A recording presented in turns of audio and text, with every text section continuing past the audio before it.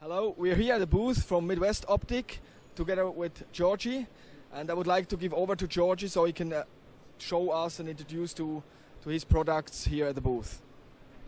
Thank you. Hello, my name is Georgie Das. I am the Technical Training Manager for Midwest Optical Systems. I'm just going to go through our products and some new offerings that we have very quickly. So we are a manufacturer of machine vision filters.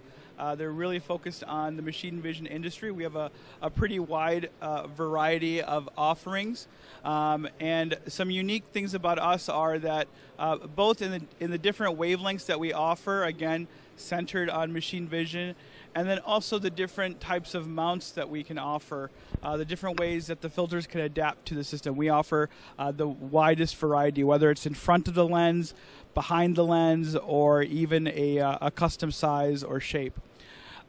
New for this year, we're offering some SWIR filters, filters that are made for shortwave IR. So if you're using an in-gas camera and are doing some imaging in the shortwave IR, then I think you'll find these new filters very useful in your shortwave IR applications.